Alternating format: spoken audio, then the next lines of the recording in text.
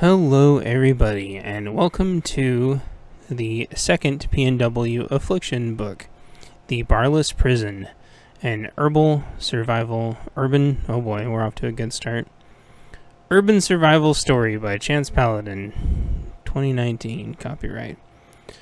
All rights reserved. No portion of this book may be reproduced in any form without permission from the author, except as permitted by U.S. copyright law.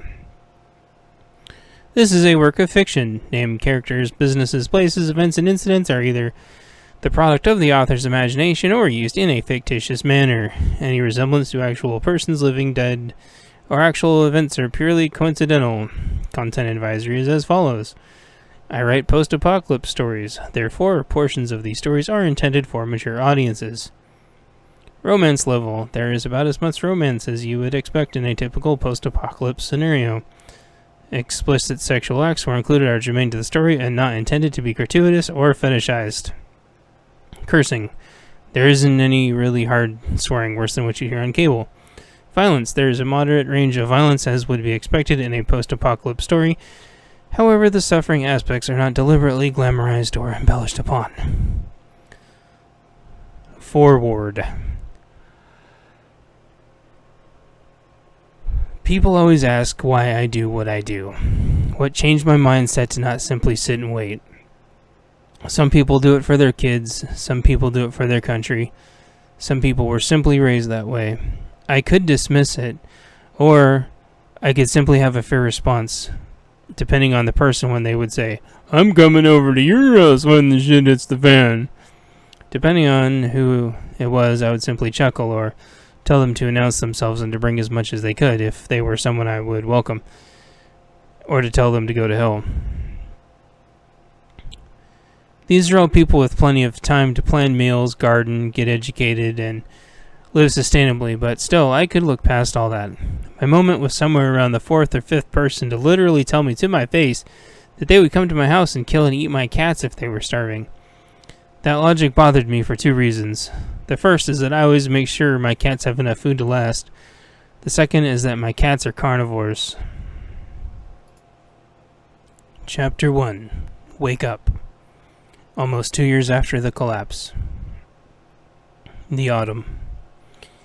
I had slept for a few hours or so before my cat started opening the cabinet door about an inch and then letting it bounce shut. Then she would open the cabinet door about an inch and then let it bounce shut, simply to hear it bonk rapidly on the rubber nubs it had. I opened my eyes a bit, closed them again, opened them again, and realized and remembered I wasn't in my room at all. Well, not in the room in my house anyway. It's been 2 years since the collapse. I was in that damn prison now. There was no cat bonking on a cabinet door. It was someone bordering on lunacy with nothing else to do. That was XXL bonking on the cabinet. I had no clue if he was acting crazy intentionally or not, or if there was even a difference. I decided to leave him alone for now. XXL noticed I had finally stirred through, nodded, and quietly whispered, "Hey, XDS," so nobody would hear. We all had code names and nobody knew each other's real names. We shed them all when we got caught and locked up here by the other side. I could hear tormented screams coming down the hall as usual, with never a clue as to why, the rumors being of course test subjects for who knows what. People would return to their cells more scared and fearful than before. Well, I call them cells, but they're more like cubbies, I guess, or nooks. I don't know, basically the rooms don't have doors. Technically we're free to leave whenever we want, but nobody ever can or does. At that moment, sounds of stark raving terror attached to a person run down the hallway. After him, 3 people in all black, nearly light absorbent clothing move in pursuit, pick up the person who curled in a ball and carried him back down the hallway from the direction he came. Whatever the guy saw in his mind, it must have been horrible. Chapter 2. Not Making the Cut. Psycho Prison, Day 1. XXL stopped bonking on the cabinet door and looked at me, nonplussed. I don't know, I responded back to him. I know only as much as you do. There was some very happy ocean mammal noises going on outside, which sounded like an arf or an erp. Double XL bounded up on a makeshift stool so he could see out his window and relayed back what he saw. The security team was apparently carrying the balled-up guy to the SEALs. Double XL got back down and didn't finish the rest. A few final screams as the poor terrified man was eaten alive in unison with more delightful arfing and erping from the SEALs. A terrible way to go, but at least he's free from this place. The SEALs had become extremely overprotected before the collapse and promptly overbred and ate up all the fish ever since the other side had declared them official federal marine animal. Since then, the creature had become quite unnaturally diet-specific to this region over 2 generations of their breeding and seemed to prefer us. This fact made them very diligent guard dogs here now. Double XL didn't say anything, and I didn't either. I wasn't sure what his emotional capacity was, and so, for his mental health, but also not to push whatever his act was, decided to leave him be. A guy in the cubby across from us, who we call XPX, always sat in his black pants, black t-shirt, and his black, large, heavy leather coat and looked at the floor. They carted him away every day like the rest of us. He went peacefully, and then he would come back and stare for hours at the floor. They wouldn't fight him, and he wouldn't fight them either. He was old enough now to be what would have passed for one of the anarchists then, but he wouldn't be in this prison if that was the case. Being an anarchist and getting caught would have been in a real one, and would have been let out a long time ago since the other side took over. This guy had a family at some point. I hear him talk about them in his sleep. Well, I call it sleep, but nobody here really sleeps. It's all only night terrors every night anymore. Nobody knows if it's the experiments or if it's something that they do to this place. XPX suddenly says, "That guy must have failed the trials, huh?" More of a statement than a question. "Yeah, he didn't last long," I said grimly. "Maybe they got stronger stuff, or maybe the people they catch are weaker," XPX says while looking at the floor. Double XL suddenly seemed to have a thought and asked XPX, "Hey, why you always staring at the floor, man?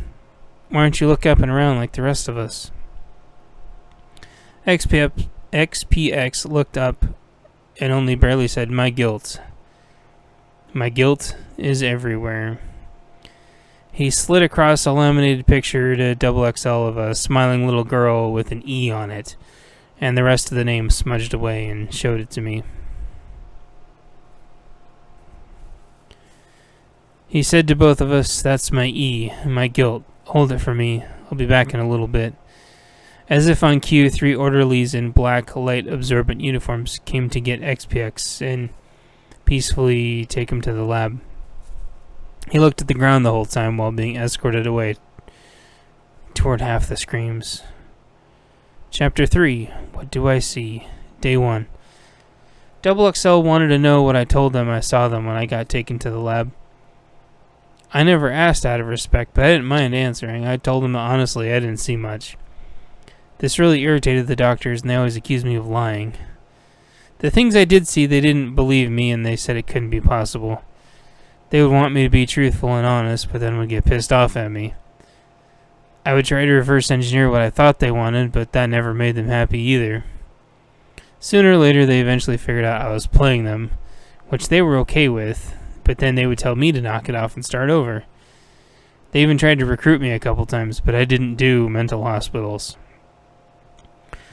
I definitely also didn't do prisons, and since I knew I wasn't getting past the orderlies, the man-eating harbor seals, and the mile of Pacific Ocean back to the mainland by myself, only to be back in further held other side territory anyway, I stayed put trying to figure out the system like I always had before to get myself out of problems. Double XL kind of shrugged. I guess I'd rambled on for too long and he either lost interest or didn't believe me. Around that time, XPX returned, looking around the ground as always with 3 orderlies behind him. He wiped some tears from his eyes as they left.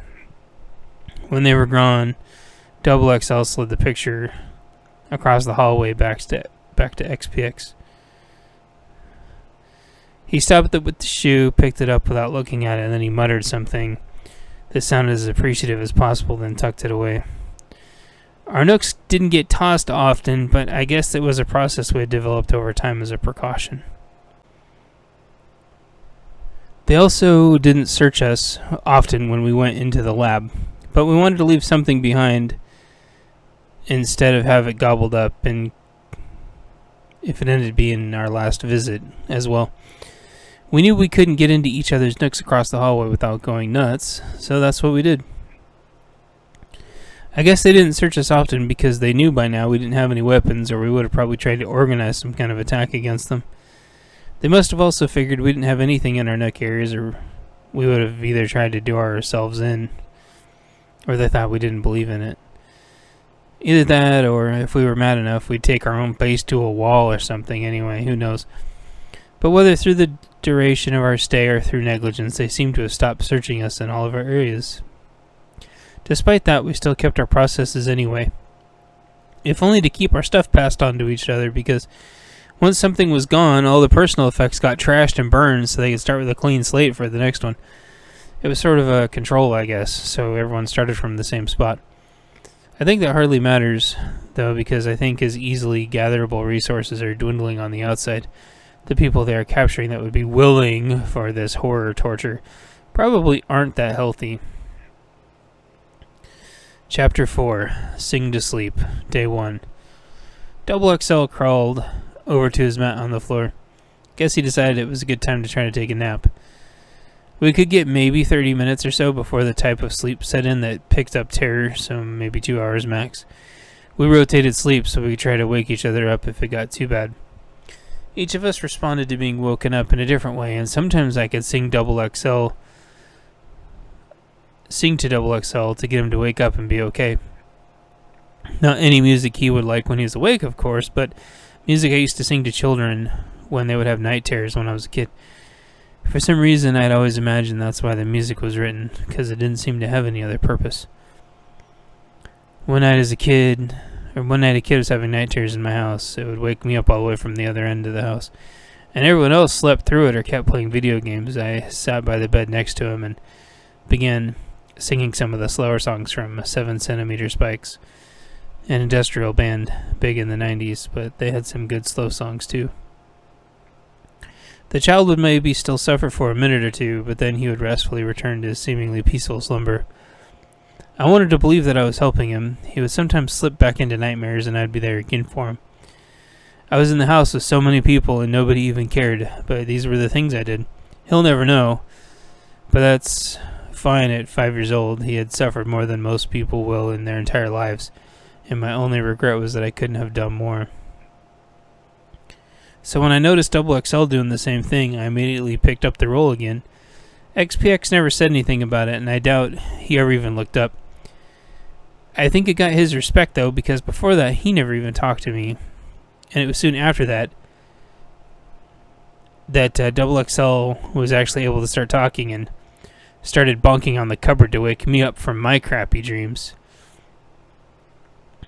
There's more people here, of course, but it's impossible to see the adjacent cubbies from where we're at.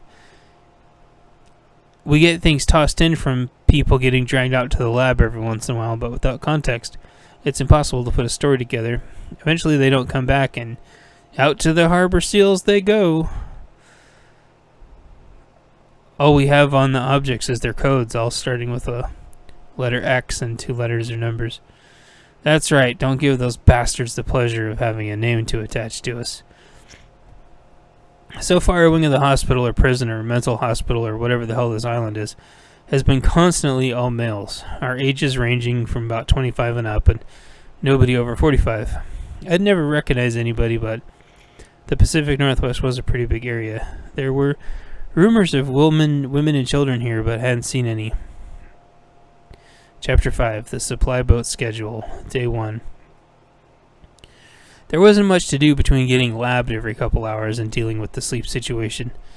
The place was fully blanketed in video surveillance, so even if I could somehow deal with the dread in the hallway, they would know it. Because of this, I had to stay away from the halls anyway. I tried to listen and pay attention to when the boat came to the dock for supplies.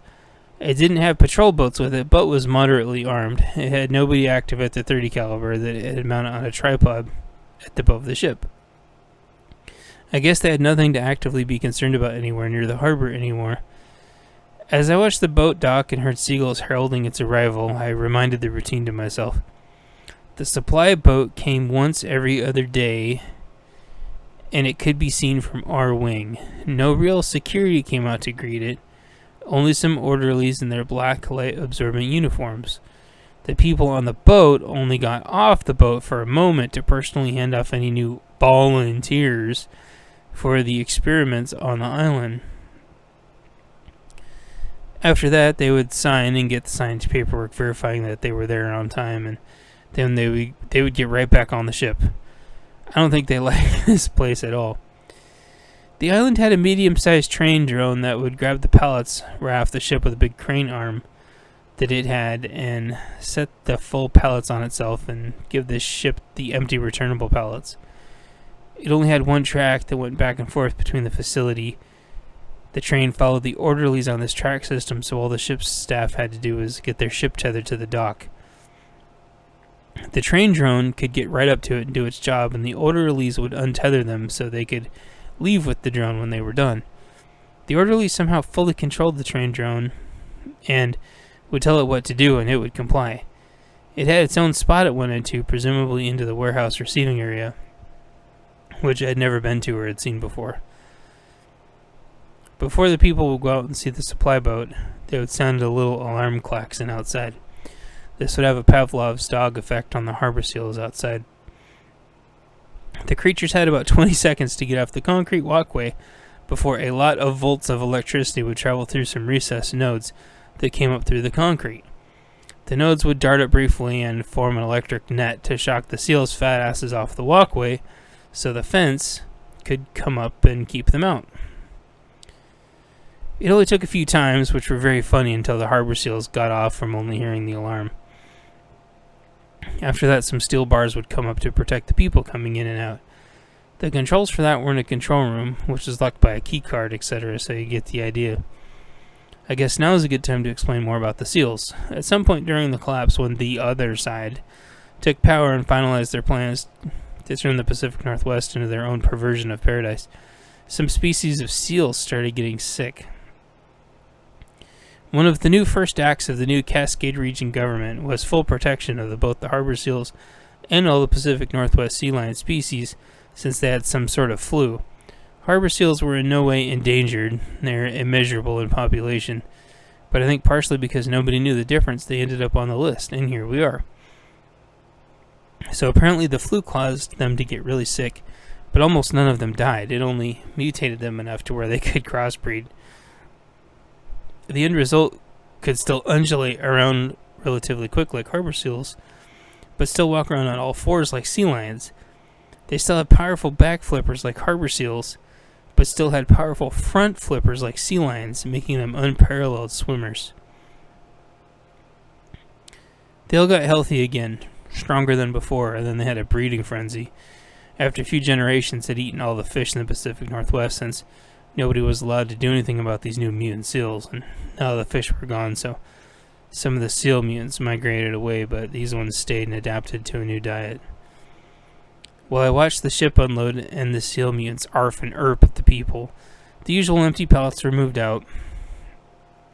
Once that happened, the new pallets of goods moved in, and it looked like no new people today would come in to enter the system. I guess that's good.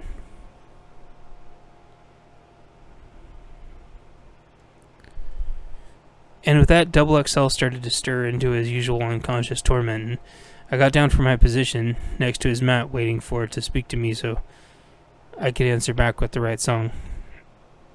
In the corner, a camera focused on the event taking place, recording the interaction between us that was about to happen. Chapter 6, Secret Communications, Day 1. I tried to make sure Double XL got a little bit of sleep until it would no longer be possible. The terrors had subsided for a little while, but came back and were causing his body to tremor, and he was starting to yell and flail. I grabbed his right hand with my right hand, elbows down, and squeezed it about half strength. This was basically the universal life sign for "I'm here," squeezed back. He squeezed back, and it immediately jolted him out of the hell. With that, we both let go and wiped our hands off on our clothes. I went back to my mat and sat down. He didn't need to thank me, but I could tell he was thankful and said, "Yeah, man." I nodded back to him. Nothing more needed to be said. None of us ever spoke much in here. Didn't want to give anything away. We both looked over at XPX, and he was looking down like normal. He gave us a thumbs up. Closest I could figure that either meant good job or was secret code for "don't forget the stupid cameras above us." We all sat there in the not speaking for a few minutes, listening to screams echoing off the walls.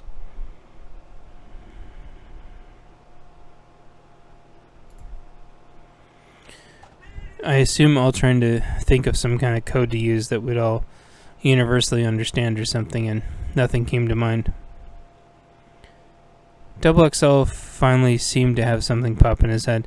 He adjusted himself back with his back to the window and started making hand shapes in the air. This translated into shadow puppets projected onto the floor where XPX was staring down.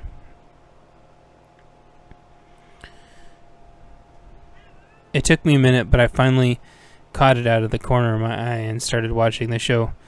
Now, if I didn't know better, I would say that XPX started smiling for a split second, but then stopped and almost imperceptibly tapped his foot or wiggled his toes or something.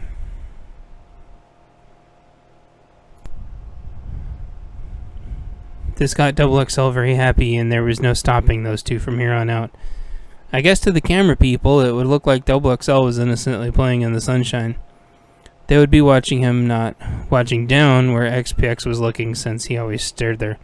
Besides that, they'd be seeing shadows at an angle, and they'd look different from the way XPX would see them. This might all actually work, and either Double XL was a genius or a mad genius or both.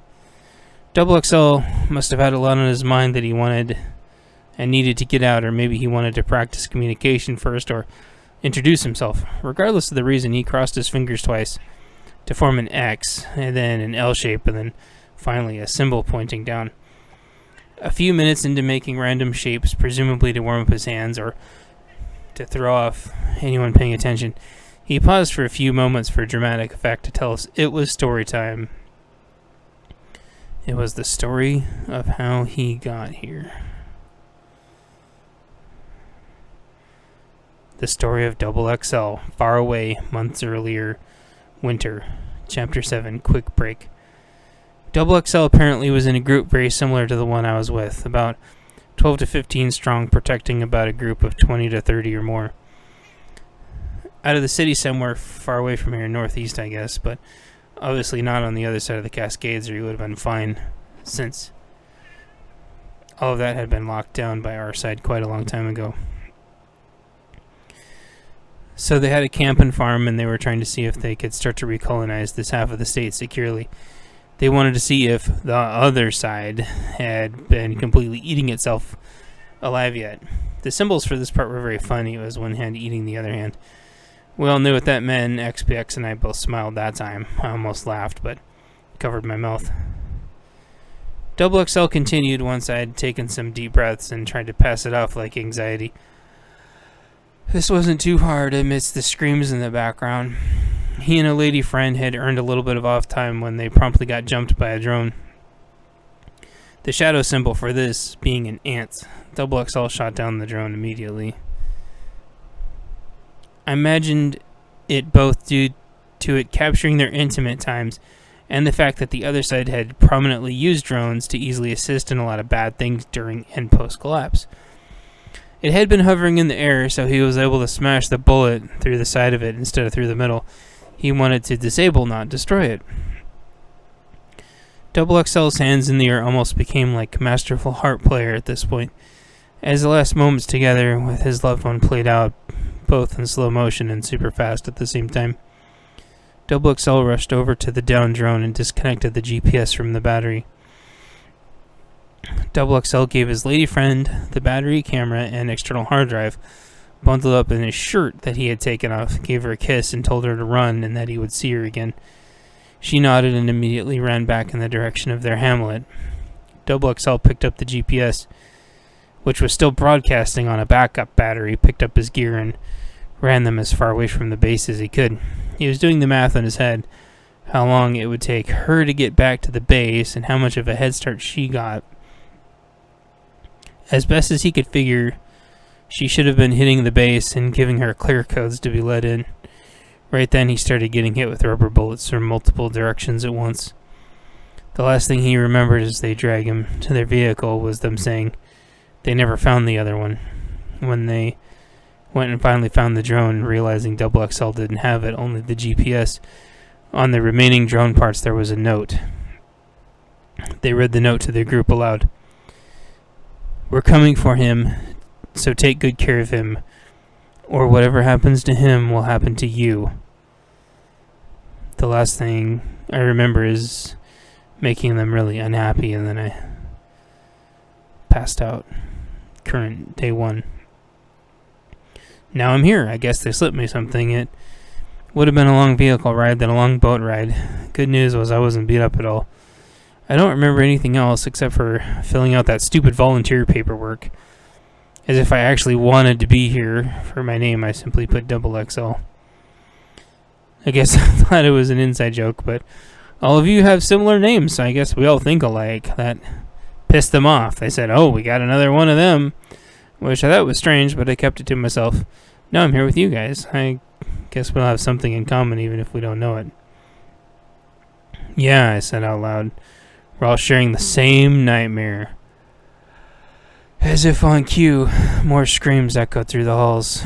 Double XL fluttered some random hand gestures in the windows. The sun began to set, either to amuse himself or to throw off suspicion, and XPX moved his toes a few times in agreement, then suddenly stopped and stared to think about everything that had happened. The orderlies passed back and forth, taking others to and from the lab, and eventually my turn was coming up next to get labbed. Chapter 8. To the lab I go. Day 1. For some reason, my lab time was always in the dark. I guess that's how the schedule worked. As the sun set, those awful migraine-inducing bulbs started to flicker on, and 3 orderlies in black light-absorbent suits came to come get me. I said goodbye to my nook mates, and off I went. I looked in the other nooks as I went, but there wasn't much of a point. I didn't really recognize them since most of them didn't last long, and they didn't do well. They were a real mess, and it was horrible to see how they were doing. People with gashes and wounds and very lethargic looking. It wasn't like this place wasn't taking care of them. They did this to themselves, to the psychological torture. Not that it was their fault, but it ended up having that effect. I know I needed to help them, but I needed a plan, and even though I had some portions, I was still missing a few also.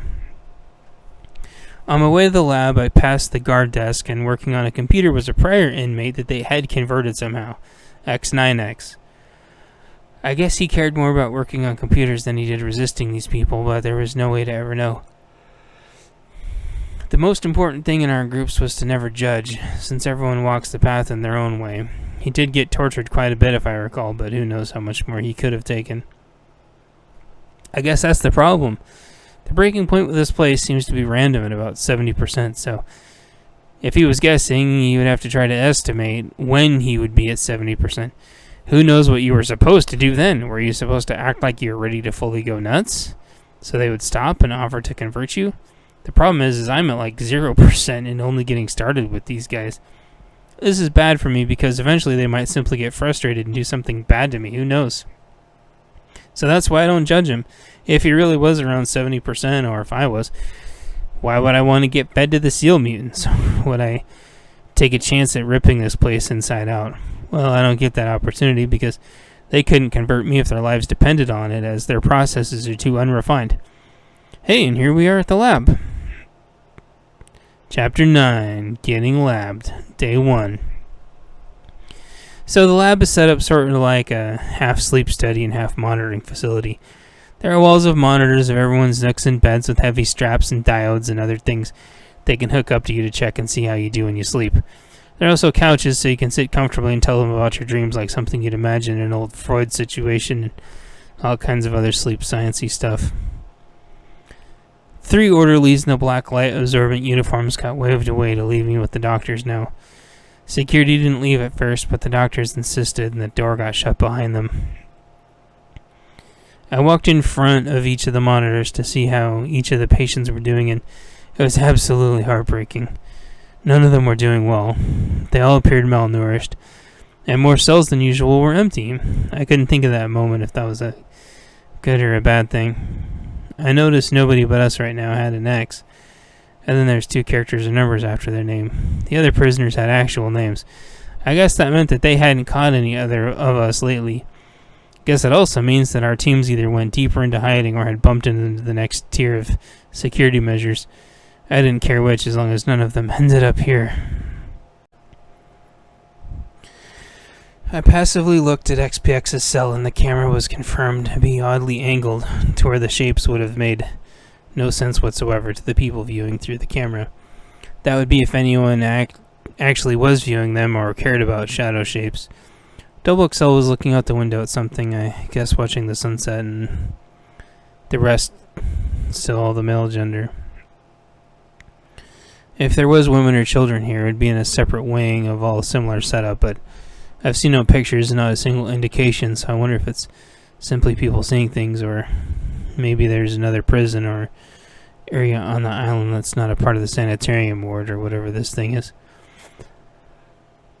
Okay, that's enough, the doctor said. I came to sit down. I guess it's time for the questions to begin. Alright, Doc, what do they want to know? I asked. What does who want to know? The doctor replied, and then scribbled some notes. I only mean, what questions do you have for me today? I replied. Oh, yes. I'm sorry. Today's questions, the doctor responded. First, we start with the baseline questions, and the doctor asks me an easy one. What do I see? I tell him that I see a very well-kept lab to monitor sleep studies and a tired and thirsty doctor asking me easy questions. He mentioned to me that I'm very observant, and that he was actually both tired and thirsty. With that, he said he was going to get himself a cup of coffee. He offered me a cup, but I declined. I would take a cup of water, though. I always loved the flavor of these rusty pipes infused.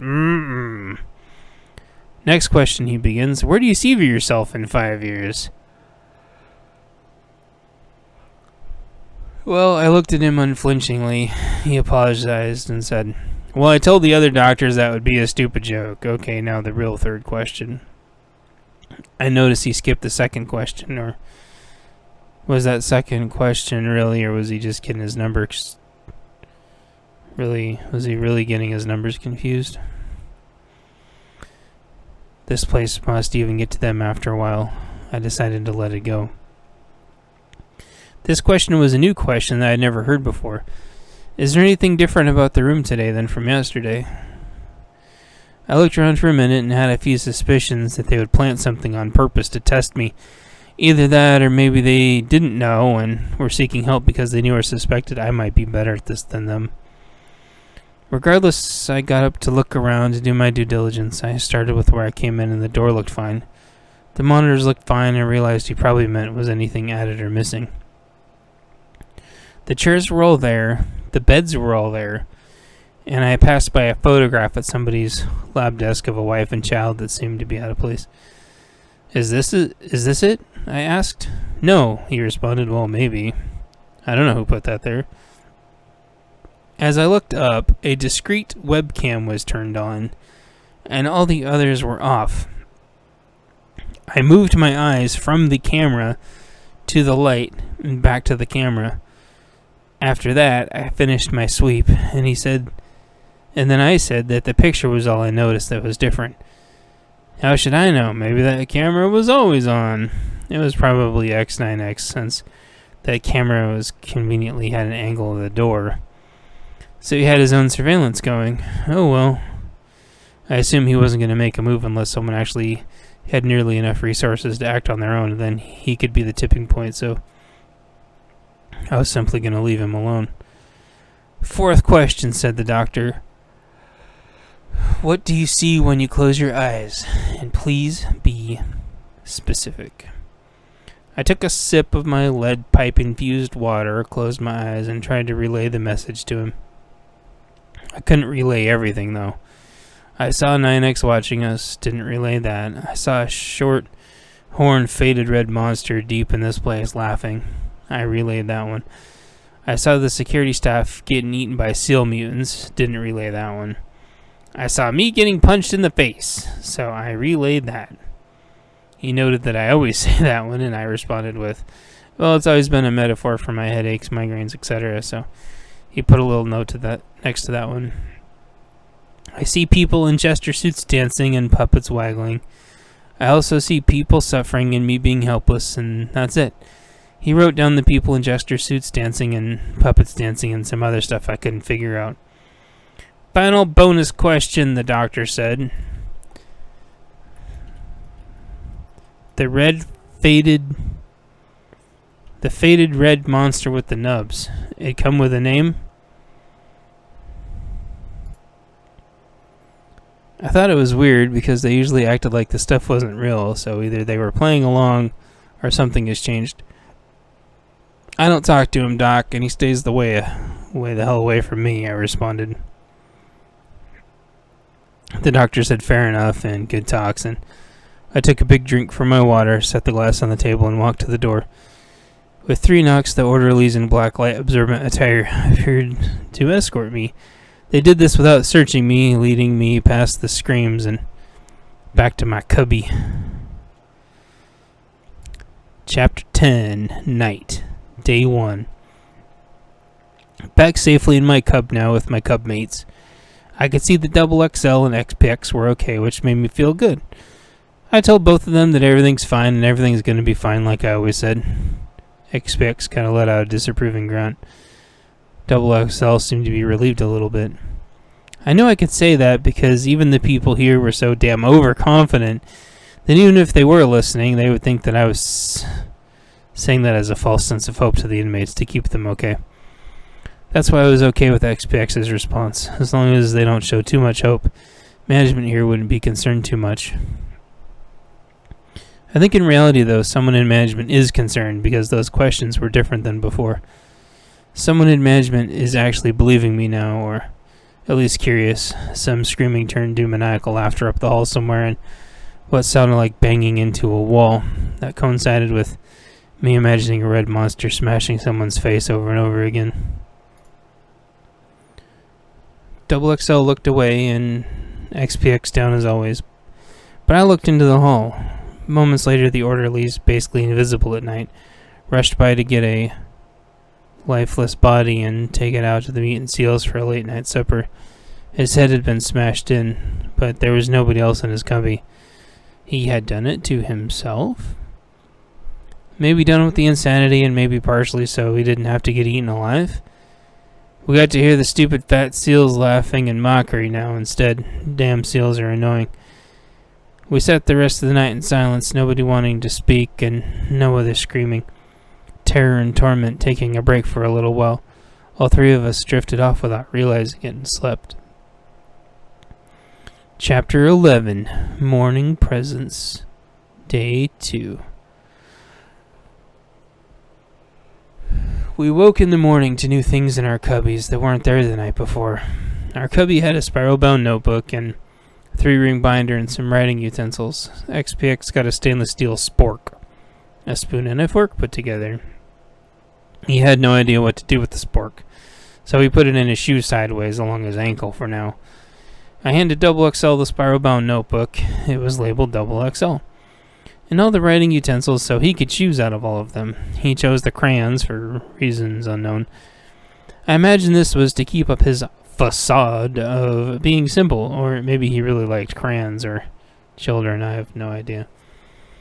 This also begged the question of why the hell they would have crayons on an insane asylum prison island, but whatever. I got out the gel pen. It was the pressurized kind that wouldn't blow up if you were on an airplane. Very cool. Of course, this was probably a test to see if we would start writing stuff on these, and then they would take them for analysis, or maybe they wanted us to think that so we wouldn't write anything in them at all. Or maybe they knew we would think that. Whatever the case, XXL had already come to the conclusion to begin with. He began with the child version of a house, the one that's 2 vertical lines, a horizontal line at the bottom, and then 2 45-degree angle lines at the top. Okay, I thought to myself, I'm going to start bawling if I watch him do this, so I got to my own 3-ring binder. First, I looked up, and XPX was still staring down at the floor now with his spork in his shoe. Well, I take that back. He had taken the spork out and was watching us in the reflection of it. I guess that wasn't triggering what he saw when he looked up. I guess he could look up without seeing his guilt. I waved at XPX with a smile and whispered, "Hey, 2X." And he looked at me and then I pointed. This made XXL very happy, and he waved at XPX also and showed him the coloring of his house. This made XPX facepalm, which was pretty funny. XXL ignored it and then went back to meticulously adding which animals he would want to this house. There was a fence and him and a girl and kids and the whole 9 yards. XXL would not be deterred by XPX's facepalming at all, apparently. Now I had to figure out what to do with mine. I opened my binder. It was labeled XDS, and the first thing I did, as a course of habit with any book, notebook, or otherwise, is to check every page inside and out. Apparently, whoever's idea this is knew I would do this because mine conveniently already had stuff in it, and not blank pages like XXL's. I read through it all. Most of it was stuff I already knew or had pieced together. There were only 2 parts circled that I didn't understand, though, a room number and a date. I always knew what date it was because in the lab they had a calendar, so I knew this date was still a few days away. But this room number didn't make any sense. It didn't follow the naming and numbering conventions on this floor. Right about then, it was time for the morning routine to start. Food started coming through, and the light-absorbent-clad orderlies started hauling people down to the lab. We each clutched our new presents close to us unconsciously as if that would help, but the orderlies walked on by, not paying us any mind, so we got back to the routine too. Chapter 12, Feeding Time, Day 2. We only got fed once a day, which wasn't as bad as it sounded since we had as much water as we could drink through our yummy, rusted, piped faucet in our cubby. Our food got carted to us on a little track system, and with some arms that shoved the food towards us, and we each picked up our food, which was wrapped up in a pocket pie sort of a thing. We each picked up our pocket of food, and it's enough to last all day. XXL said next to me, tasty seal meat." He jumped up to the window to announce it to the mutant seals that he was having his food for the day. They made some racket at him, and he jumped back down and snickered to himself and started eating his large pie pocket. We ate, and XXL worked on crayoning the ideal house and family and garden and livestock, and I was reading through the information in the notebook. My primary goal was to figure out what the room was, or where the room was. It didn't take too long, and eventually the meal train was done, and the last of the little cart things went away, and it was quiet again, and the sounds of eating were all that remained. I looked up, and XPX was not using his spork to eat his food pocket. I guess he wanted to use it for looking around only. I went back to my notebook where I noticed the notebook left some parts out that I knew, so I started filling in the parts that I knew, including a map. This way it would at least be complete, because I like to make things complete. At this point, I hardly figured it would matter. The map was the easiest, so I did that first. I had determined the date could only mean one of 2 things. Either the date was when something horrible would happen, or the date that this had to be done by. With that in mind, I got to work completing as much of my binder as I could before the next labbing.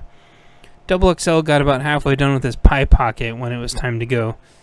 He set his food and crayons and notebook down on his sleeping mat, stood up, and got ready. The activity was probably automatic by now due to the routine, or because they watch through the cameras and activate when the person looks ready. The 3 orderlies and light absorbent material arrived right about on time. XXL was going to get labbed. I told him to take care and said a silent prayer for him that he would survive another day. He sat there and innocently hummed to himself a tune that sounded similar to the songs I would try to sing to him during his night terrors. When they were about to leave, the orderlies noticed he didn't have his notebook. They told him to get his notebook, which he did, and then they took him away. Chapter 13, Afternoon, Day 2. I spent most of the afternoon slowly eating my food and working to fill the gaps in my notebook. Some of it was procedural stuff where steps were missing, some of it was policy stuff where pieces were missing.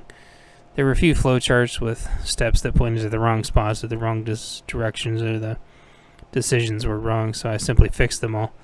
I couldn't understand why this was so difficult, but then I realized it was probably uniquely easy for me. It was probably also because they all had full-time jobs and simply didn't have the time to do this, so it was going to be less than perfect. Some of the processes were still upsetting to read, though, even though I knew what they were already. I also noticed some processes were missing entirely, like I noticed there wasn't a process for where the questions came from or where the questions went to. Although it was a tiered system and upper tiers mentioned it, but the lower tiers of processes left out those pieces. I looked up at times to notice XPX was watching me via Sporkovision, and I held up the 3-ring binder and flipped the pages and shrugged. He seemed to not know what to make of it, but looked slightly disapproved but also undecided. So I put in sub-pieces for the lower tiers when I knew a process was supposed to be and how I thought it probably worked, and kept going. There were also floor plans, but only for this floor. I noticed they included many of the areas I had suspected but never seen. Areas such as the warehouse and spots that were nondescript empty squares, which were probably the kitchen, storage rooms, or elevators. There was also an org chart, but some of the names were missing and some of the titles were missing. Unless there was a second org chart and second facility on this island, this is all there was. Everyone was male, and there was no indications of a second department. It looked like a single org chart and single facility. For the floor plan, I filled in areas that I knew, like the guard station and the elevators. I followed the track station where the food came from and figured out where the kitchen was. For the org chart, I put how many orderlies I thought there were and connected them to who I thought was in charge of them, but who the orderlies reported to didn't make sense based on the org chart. The lead doctor, which was who I spoke to at the top, ordered around the orderlies, but that didn't make sense because they only seemed to be reluctant to do what he said. Also, he had to be getting his questions from somewhere. With that, I put an empty circle above him and then a dotted line to the right with a second empty circle. I attached the orderlies to the lead doctor here anyway, only as a guess and to spark conversation. It was probably wrong, but I calculated that in being wrong, it would open up some new discussion. Also, the person above him probably wasn't physically here and probably oversaw multiple other facilities that did other styles of experimentation. The dotted line was probably to maybe more of an idea, force, or ideology, but the symbolism served its purpose anyway. With that, XXL got walked back in with his notebook. He looked about usual for when he came back from getting labbed and sat down on his mat to finish his food for the day. I guess they cursory reviewed his one picture of his house with the crayons, took notes or pictures, and that was enough for their observations of whatever that exercise was for him. Chapter 14, Trying to Get Some Sleep, Day 2. That was good timing for XXL to be back and for me to wrap up with the work in this book. It was time for me to try to catch some sleep since XXL was back to watch over me. I let him know I was going to try to crash for a little bit, and he said no problem. This was really a way of saying he was sorry that I had to deal with what was coming, and that he would help however he could. He adjusted himself to be facing me as he worked on his food some more, and had relaxed enough to start coloring again. And I got into as comfortable as a position I could, and quickly drifted off to sleep to the crashing waves on the shore and the lovely Pacific Ocean air. It wasn't too long before I was in a not too different version of the hospital hellhole, walking out of my cubby. There was a difference, though, which was in this case it was devoid of people and slightly dimmer. When I got to the edge of my cubby to the hallway, I noticed the hallway looked very different, like it was being unbalanced by something. It was like a negativity was washing through the hall that nobody could see. Right then a girl in pale white clothing walked up to me and touched me on the nose.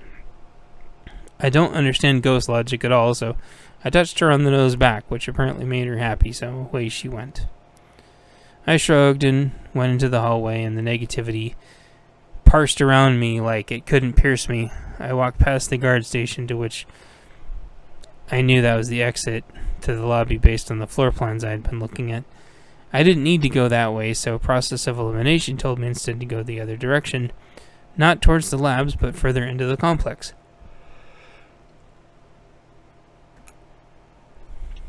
That is the way I went. The warehouse area was here, but there was also a freight elevator. The ghost child appeared next to me and said, "The bad man is in there. You want to stay away." I said, "What is your name, young one, that knows so much of this place?" "Esther," she responded. I kneeled down to speak to her respectfully. "Well, Esther, bad men don't like me very much, especially not here. However, I really appreciate your help."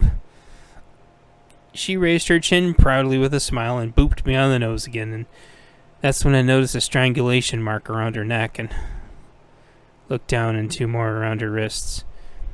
I looked up at her grimly and went to boop her back again, but she was already running like children do when they got you and there isn't crap you're going to be able to do about it. So with that, I headed towards the freight elevator. The closer I got to the freight elevator, the thicker it got and the more sluggish I got. As I arrived near the elevator, it dinged and opened. Through the elevator appeared a man that I did not recognize. Tethered to the man was a quite formidable and imposing red monster who noticed me immediately. The monster was a dingy, dull red, with unimpressive nubs protruding maybe an inch or so up out of his forehead. He arrogantly tried to tell me his name repeatedly, and I washed it out of my head each time as he tried. As he was doing this, I made myself as dense as possible as I could feel him getting angrier and angrier with each attempt as trying to force his name upon me. As his host started walking towards me, the red monster rushed me. I could tell he was extremely powerful, and I only had one chance. I extended my hand out and caught him by his throat, which swept him off his feet as the rest of him kept wanting to travel forward. This would have been impossible in real-life physics due to our body size differences, but with this momentum and my increased density, I slammed him to the ground. I looked into his yellow slit eyes and growled, "It looks like we have a problem." It caught him off guard, but only for a split second. He immediately began channeling his energy back to what I knew would be a battle of attrition that neither one of us could technically win. Meanwhile, his host, laughably unaware of the situation unfolding next to him, had subconsciously stopped to itch, the altercation manifesting as confusion and disorientation for a second. Then, with it passing, he started to walk off. The distance between the two at first weakened the beast, then the unknowingly began dragging the imposing red creature behind him. The monster cursed at me as his power weakened as the distance between him and his host increased. I woke myself up before he could finish whatever filth he was about to say. I didn't want to hear it. It wasn't something I would consciously comprehend, and it wasn't going to matter soon anyway. We had to get out of whatever this place was as expeditiously as possible. Chapter 15. XPX gets labbed. Day 2. It was almost time for XPX to get labbed, but I needed to tell him something, and I needed to tell him fast. XXL still had some food left, so I told him I needed to borrow a little bit of the food. He said he didn't mind. I also needed to borrow a piece of paper. I took some of the XXL's food and flicked it out the window to get the seal mutant's attention. It was a success because they half walked over and started snarfing and licking up the pieces. Apparently they didn't mind eating up cooked versions of themselves, that's just as well. XXL looked at me quizzically, either to remain simple in appearance or because he was legitimately intrigued now as to what I was up to. I wrote XPX a quick note so he would know a few things because I thought they were really important with a "Toss this back to me right away and I'll dispose of it immediately." So in between screams up and down the hall, I wrote XPX a note and hoped he would believe me as horrible as this note was going to be. I was sure to write it on a surface where it couldn't somehow be retransposed back off. Also, to be extra careful, I also wrote it with my back to the camera so they couldn't read it off the camera if anyone was looking.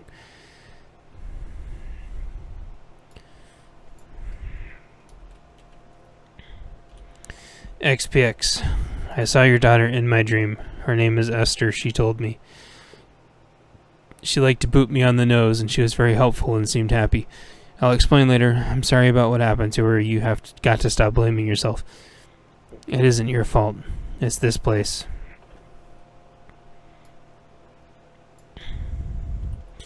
We're getting out of here within the next 24 hours because something big is happening. Please be ready. Toss this back to me right away, and I'll dispose of it immediately. XTS. I crumpled it up so it would get to him and tossed it to him. He read it emotionlessly, and the camera's shadow crumpled it back and tossed it back. That's all that happened in the span of 10 seconds. I rubbed the last of XXL's food he spared me all over the piece of paper, crumpled it back up, and flicked it out the window to the seal mutants. I heard paper ripping and tearing as two of them started to tug over who would get the glory of devouring the biggest piece of meat paper. That was all she wrote for the evidence. It was a calculated risk, and there was a chance that nobody was even watching, between security watching their monitor bank and the doctors watching their monitor bank, but nobody came to get mad at us. It was about time for XPX to get labbed, so he slid his picture of Esther over and said, "Take care of her, guys. I'll be back in a little bit." And he stood up. XXL stopped the picture and respectfully picked it up and wiped it off. Then XXL put the photograph in his pocket and said, "Will do, man." In a minute or two, 3 orderlies showed up, formed around XPX, and walked him to the lab. I'd never noticed that before. Weird. It's like they needed to be absorbing or forming something away from them or around him. As he walked away, I noticed the spork was still in his shoe. I guess they weren't really worried about it. Security sure is getting pretty relaxed. Chapter 16. Documenting and Dozing. Evening, Day 2. XXL hadn't taken his nap yet with everything going on, and I haven't even had time to let him read the note to XPX, and it was private anyway. I really didn't know how to address things with him or even where to begin. Right around that time we heard a helicopter take off, and then I remembered some days earlier we had noticed a helicopter coming and thought it unusual. I suspected the actual person making the calls here with the red bastard took off to go deal with the next hellhole they're running. With the helicopter gone, a sort of weight lifted off of XXL, and he laid down, seemed to mouth some things to himself, and drifted off. I went through my notebook waiting for XPX to get back and for XXL to slip into night terrors. I opened to the page in my 3-ring binder and put "Helicopter Dude" in the bubble above the head doctor and his friend in the bubble with the dotted line to the right. Thinking back now, I imagine what XPX must see every time he looks around this place. His daughter must have hung herself around here. I closed my eyes for a second and then opened them again, seeing Esther hanging in every single corner of this place by her neck, then by her wrists. She looked peaceful to me, but I imagine the scene must get twisted into a macabre exorcist nightmare of a dead child's body thrashing to somehow trying to escape from this thing, even though she's technically dead. If that's what XPX sees, I could imagine why he would never look up, as that is truly horrible to have playing on loop. Then I looked at the cubby entryway into the hallway, and there's Esther standing there looking at me. "Why are you so sad?" she asks, then went to boot me on the nose, but decided it was probably the wrong time. I responded to her by saying that her dad feels responsible for her dying here and that I wanted to help in some way, but I don't know what to do. Esther said back to me, "Oh, it isn't his fault that I died. It is really me who died trying to save him. I left him a note saying this, but they took it away from me. They were using me as as leverage?" I completed for her. "Yes, as leverage," she exclaimed, then booped me on the nose and smiled, then got sad again. Esther continued, "Daddy was one of the earlier ones to get captured here with me back when Mommy's girlfriends and children were allowed. After me, there were no more. They all got sent away." "What were they using you as leverage for, Esther?" I inquired. "Well," she wondered to herself, "I don't really know, but Daddy always wanted to keep me safe, and they captured us together and made him do things, and said he had to in order to keep me safe. They did this to all the daddies, and I didn't know how else to handle it, so I sacrificed myself. Like a star that would burn really bright for all to see. Well, Esther, I said, I think you did save a lot of people. Wherever they got to go, at least they didn't have to be here. You really think so? She asked excitedly. Oh, yes, I responded. I imagine all the men here are very smart and ask for new information about their loved ones to confirm their safety from time to time. Phone calls and so on. I'm sure they're all fine and waiting to be reunited. I've seen pictures and stuff, and they're still here working, so that's what I figure. This made her very happy, and she booped me on the nose again and said, Oh no, it's time for me to sing a song to your friend now. It's time to sing a song to your friend now. Thank you for watching over my daddy. Please tell him I love him and to stop feeling guilty about me. And then I woke up to XXL thrashing in bed. I scooted over him to try to get a feeling for what was going on. I waited for my heart to come up with a response. It didn't take long to come up with something, and not before too long, XPX was back and XXL was awake, and it was my turn for labs. Chapter 17, Getting Labbed, Day 2. XXL slid back XPX's picture of Esther, and I picked up my 3-ring binder and waited for the orderlies to come get me. When they came, I remembered about my pen and went to put my pen in my pocket. I did this without even thinking, and the 3 orderlies almost in chorus said, No, the pen stays. I tossed the pen back on my mat and feigned a startled surprise and went with them to the lab. The irony lost on them that there's like 25 pens in the lab if I wanted to go on a stabbing spree, which I don't. It made sense, though. Good on them for not letting me get close to them with a pen. Not that I'm fast enough to take out the 2 in front without the one in back getting me, but who wants to take a pen to the neck or the throat anyway? Not them. Oh. Whoever set up the security profiles really knew what they were doing. Away to the lab we went, past the screaming and the lunacy and the decreasing number of patients in this place. Here had always kept a pretty maximum capacity loony bin, and those decreasing numbers were another sign that whatever the date was, it wasn't someone's birthday party. Unless it was a certain someone's birthday party, and I really didn't want to think about that. I entered the lab like normal. The doctor orders the orderlies to exit like normal. They reluctantly go back to wherever orderlies go when they aren't orderlying people around. I imagine them all in a little break room talking to a stereotypical hulking brute of a nurse with tight curly brown hair and tattoos of syringes and wrenches and stuff all over her. Then they all laugh about how things used to be back in the good old days. Weird, I thought out loud. What's that, XDS? The lead doctor inquired back to me, enunciating each letter of my code name. Never mind, I said. What's up, Doc? And yes, I hadn't said that to him in like a whole week, so it was totally okay to say again. First, he said, ignoring my cartoon-like greeting, give me the binder, then we'll go do you can go do your little patrol around the room and then sit down so we can go over our questions. I gave him the binder and he took it and said, very good. I have to take this back now, you understand, but thank you very much for being cooperative. No biggie, I said back to him, then started my little routine around the room. It occurred to me at this point that he is most likely completely mistaking the purpose for my little tour that I do. I do it for many reasons. One of them, yes, is to see what has changed since the last time, but honestly, while interesting, I don't care about it that much, and it's only a cursory value. A larger part of it is actually how I get comfortable with a space. I find my most comfortable spot with a room. I'm sure there's some kind of feng shui reason for this, but I really cannot grasp the concept of how to reproduce it intentionally, only how it feels when it's right. I guess I treat feng shui like a lot of other concepts. You don't have to believe in something as an actual working system for it to be real. So if something keeps happening, even if you don't believe in it, you may as well give it a name. So there you go. Sort of like karma or deja vu and other such things where like you don't have to follow it every single day in something you do, but when it happens, hey, you have a name for it. So anyway, I do my thing around the room and passively notice that the light on the webcam is off and the picture is gone. The doctor noticed me at that computer and said, "Good job with the picture yesterday. One of our lab guys had left his picture here from home there. He'd been looking all over for it. You really made his day." "That's what I do," I responded back, sat down at my normal spot, then followed up with, "What do we need to go over today?" Chapter 18. Lab questions for me, day 2. "Well," the doctor said,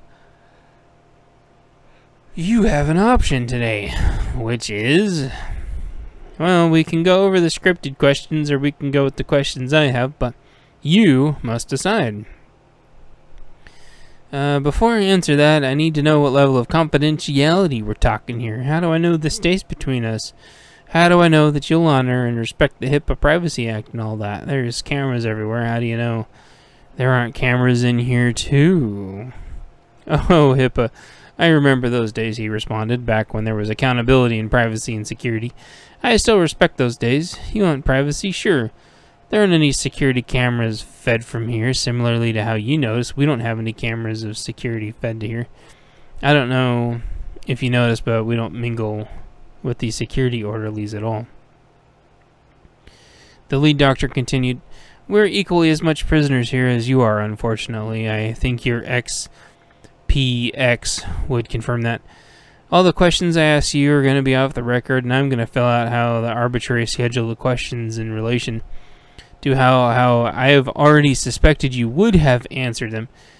We don't even have you remotely figured out, but I think I can do an okay enough job in time to submit the report. So what do you say?" I handed him the binder and said, "Let's do it." The lead doctor took the binder and started flipping through the pages, very happy and impressed, fixing a few things. He dotted off some areas like a checklist and rerouted some procedures in some parts of the org chart. The lead doctor began to speak. "Helicopter dude and his friend. We gave up earlier in the process trying to throw you off anything. You seem to either be able to randomly pick things out of thin air or know things you shouldn't be able to know." The doctor continued, "This causes us a lot of heartburn for a while, but then you started saying things that we didn't know either and couldn't have known, and he finally backed off us." "Yeah, that used to get me in trouble a lot. Things that seem hypothetical to me actually end up almost always being real, but if I keep my mouth shut, nobody believes me, so I always go with saying what pops into my head and dealing with the consequences later. It especially upsets me if something ends up happening that I could have prevented by simply speaking up, so that's the only way I can fully be true to myself." "So, to be clear," the doctor tried to clarify, "you picked the idea of there being a boss above me and the questions and everything completely out of your head?" "Well, at first it was sarcasm because I couldn't imagine you'd have had procedures for all this yourself. After that, the analyst part of me took over and put the rest of the puzzle together. Then I got to thinking that we were probably only one of several experimental units, and there was probably at least 3 to 4 more, probably as many as 7, and the doctor sharply inhaled. "So your boss rotates between them, and as he learns something at one, he passes the questions on to all of them, then he gets the questions back and digests them in whatever think tank he has at his main operation center. He then visits personally to maintain a physical presence, but also factors into the experiments." "Alright, so what do you think the experiments are?" "At first glance, one would think you're causing horrible things to these people, but the more I look at all your equipment, you're actually only studying the effects and not actually the ones causing the issues. In fact, I would say you're probably somewhat affected yourselves. Only not as bad because you don't get the full dose of what's hitting us." "Go on," the doctor prodded. "I think your boss has developed a way to dig into people's unconscious and basically cause perpetual night terrors, and now he can cause them so successfully that they seep into waking conscious states also."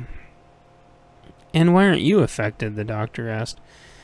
"I conquered night terrors a long time ago, quite literally. I still have them from time to time, but that's because I know what they actually are. It took years and years of having them and spending many nights with them before I could finally recognize them. It took even longer until I could address them, but now they're only another state of consciousness to me.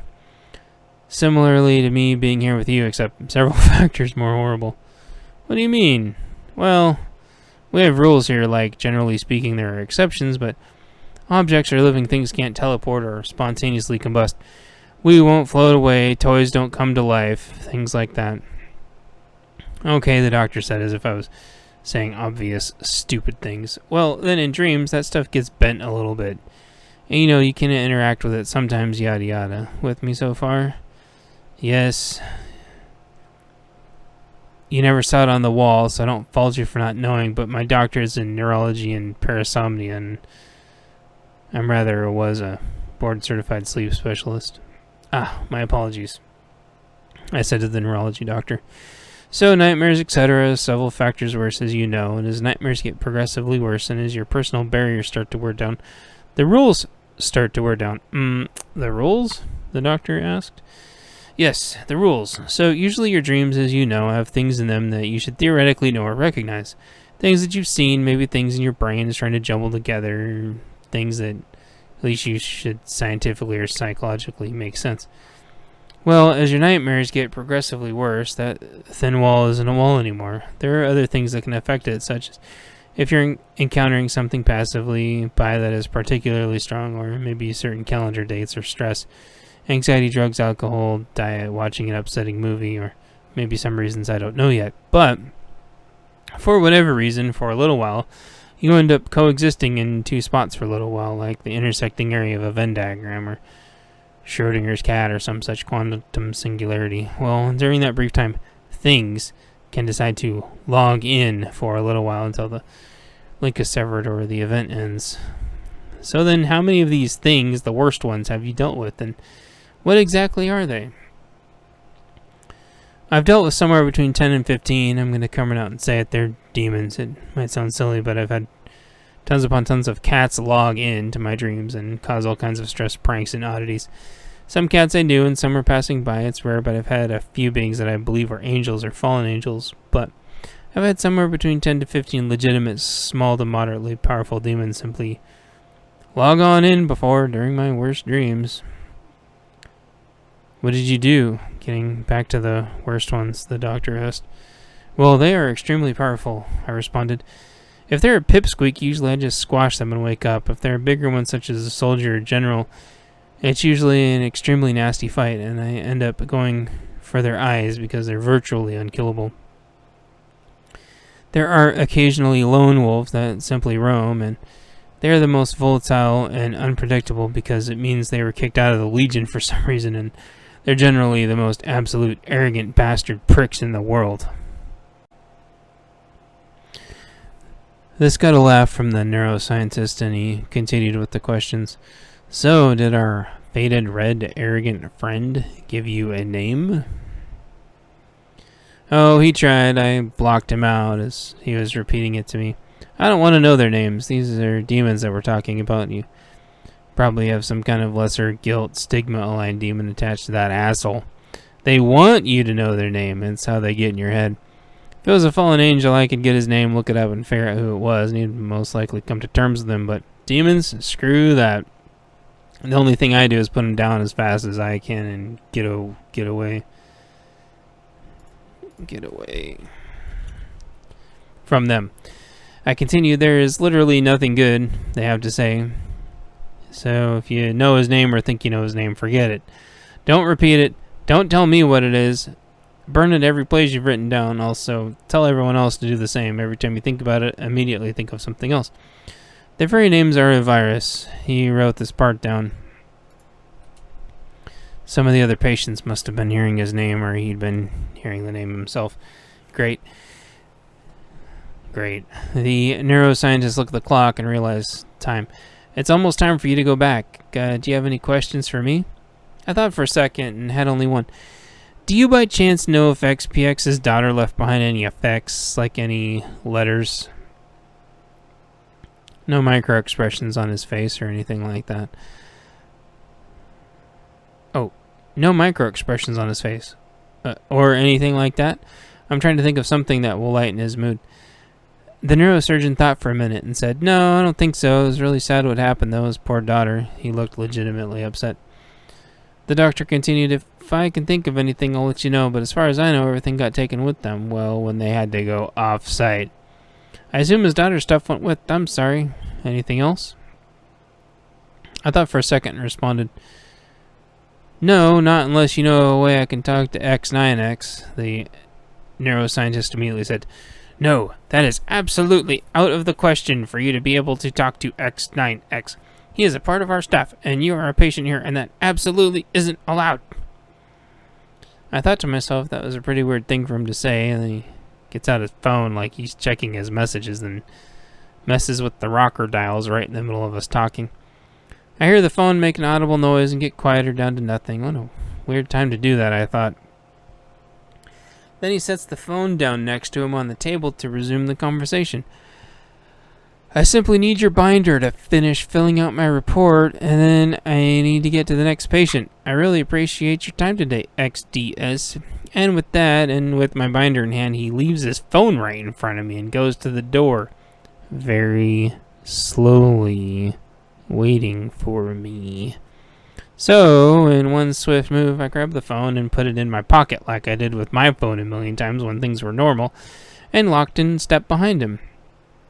He knocked on the door 3 times and told them it was time, and they escorted me back without searching me, through the screaming and anguish, back to my cubby to see my buddies. Except this time, I had a new phone concealed inside a pocket.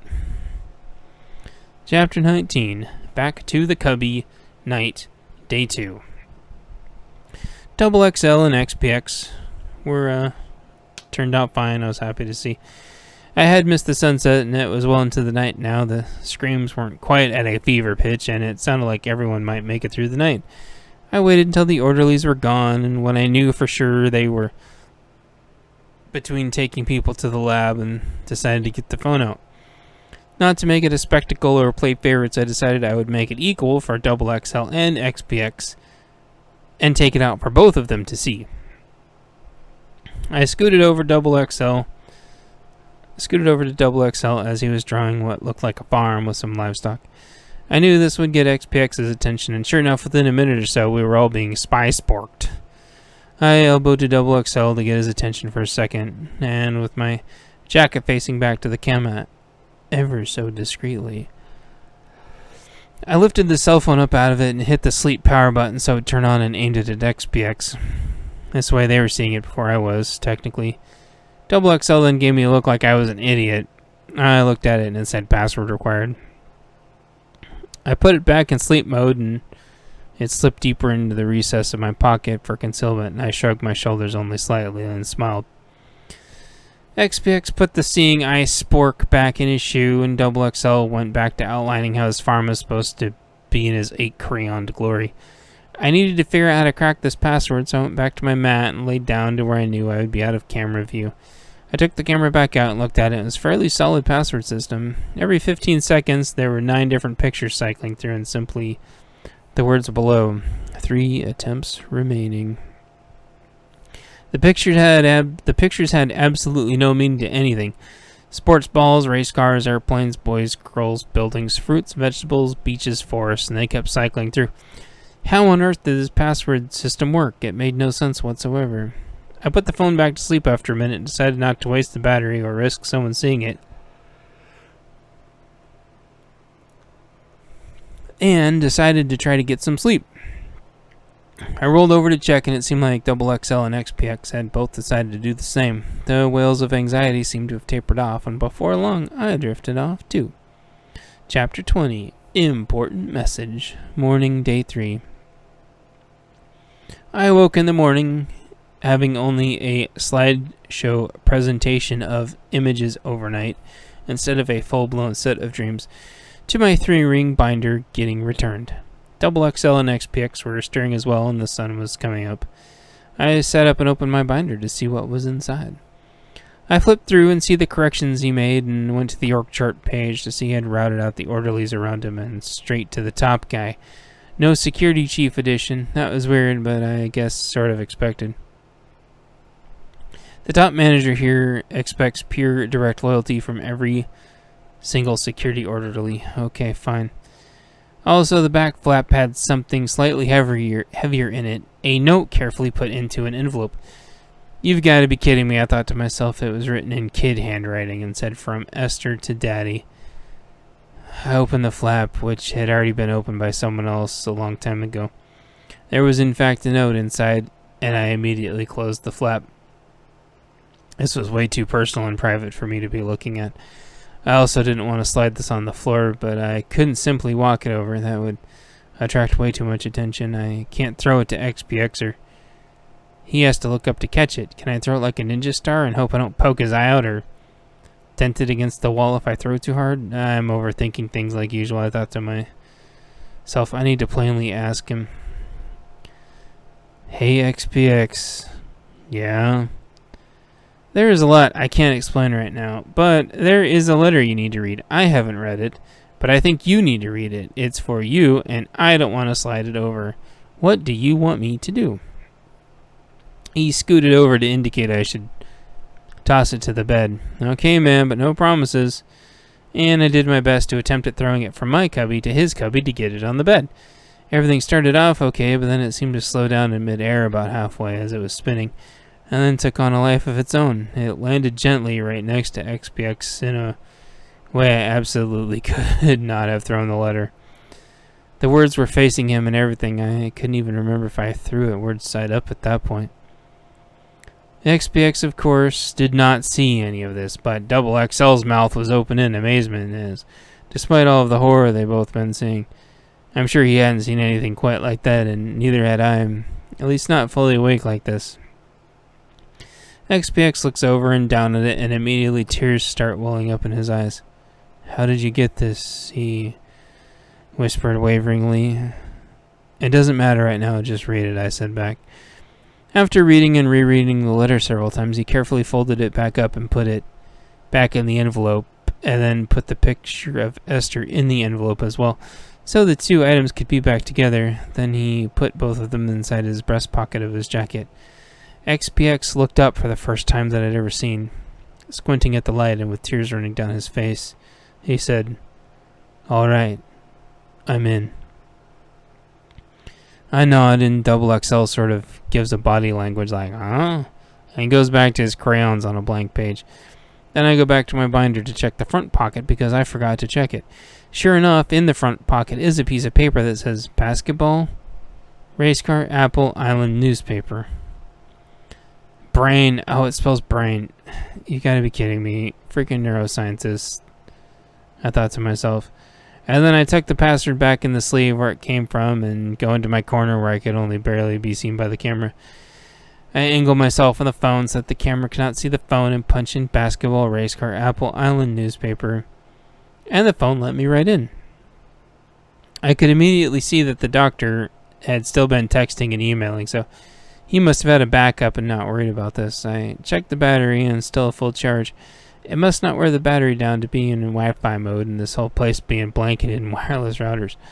I scrolled down and there was a weird message sent specifically to the phone. It said, XDS, message back when you get unlocked.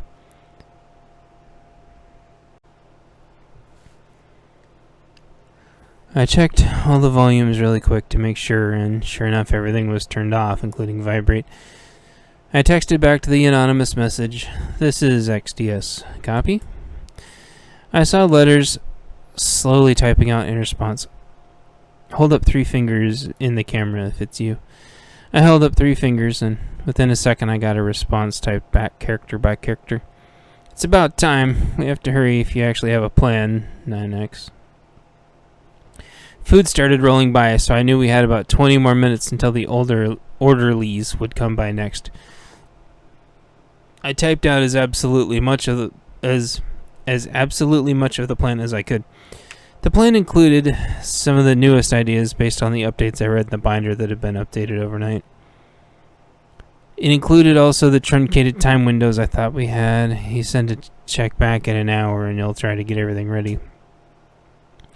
We'll try to eat as fast as we can, and then when Double XL comes back from his scheduled labbing, we'll implement our plan.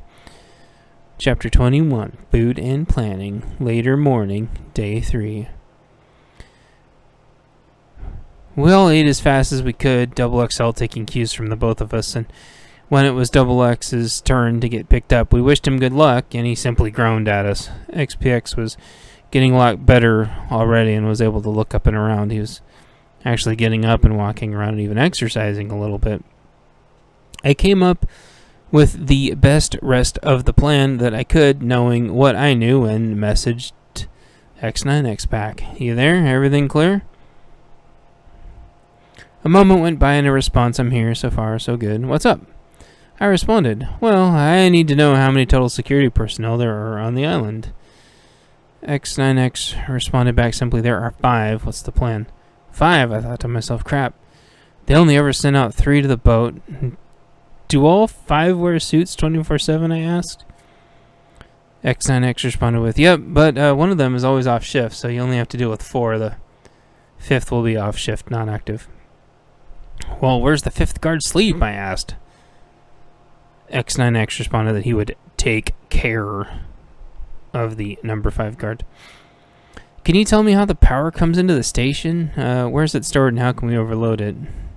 He responded by explaining this place has multiple wave generators that spin turbines in an auxiliary station that charge the batteries with lines that run here. Whatever they've got running next level down, it has to be finely balanced with all those batteries, and it's all manual. Alright, I typed, so here is the plan. Chapter 22. Everybody ready? Afternoon, day 3. Double XL came back from his labbing with all the 3 orderlies not really looking worn out at all. Double XL came back looking like a normal human being almost, and came and sat down like he was confused with his notebook. The orderlies left, and I asked, you okay there, buddy? He goes, yeah, I'm okay, so what's up? I let him know that everything was A-okay and asked him if everything was still A-okay with him. Double XL responded that he was in it to win it. So I was hoping that was code for him that his mind was in the game and he wasn't just being silly. I tried to confirm by saying that I would need his help with something very important soon, and that he always had my back. And he said he would always have my back, and that's all I needed to hear. Then he went back into color his notebook. That's fine, I thought. Some screams further up the hallway seemed to try to disrupt that thought. Or that, though, as if trying to remind me that there both wasn't a lot of times and that things definitely weren't okay here. Someone else moaned and then screamed down the hallway, either in response or simply coincidentally. It was hard to keep the excitement and nerves down and to keep that look and feel that things hadn't changed too much to not raise suspicion of the guards. I had to be ready for when the boat would get here and things would move very quickly.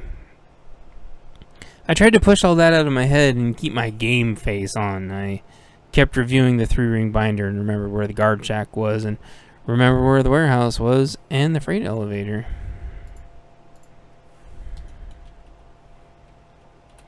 There was a new page, this one much more poorly hand-drawn but readable. It looked like someone had been to the lower floor maybe one time and they tried to draw to the best of their ability what that lower floor looked like. I quietly unbound it from the book and folded it up and put it in my pocket as I didn't want anyone else to have to go down there.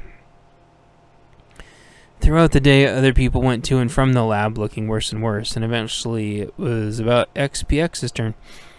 He stood up and said, well, gents, it's about my turn. I'll be back in a little bit. He didn't hand us his card with a note and picture of Esther, which told me he definitely had his game face on. 3 orderlies came to get him, and now we simply had to wait for him to get back.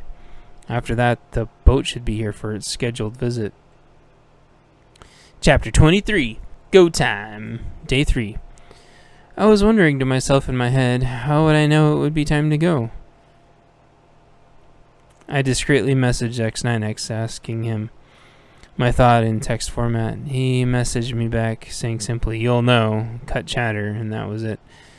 Double XL noted to me that I seemed nervous, more nervous than usual, and as if on cue a wailing cry echoed down the hall, and I let out a nervous laugh, almost on accident. Double XL continued, don't be nervous, I'm sure everything's going to be fine, as if he could tell the future, at least a brief period. I asked him how he could possibly know that, and he responded with something like, because the coloring book told him so. I looked over to what he meant, and there was a picture in crayon of all of us on a boat together with big smiles on our faces, waving to the island with the island on fire. Oh, well, that's a pretty neat picture, I said to Double XL. I will definitely do my best to make sure that that becomes a reality in a little bit. I tried to sound as reassuring as possible. I pointed to a smaller stick figure and asked who that was next to all of us, and he responded, "That's Esther, the Star Girl. She shines bright for all to see." I responded with, "Very cool." And with that, XPX got marched back down the hallway to his cell by the orderlies. Double XL switched pages to work on another drawing, the farm again, I think.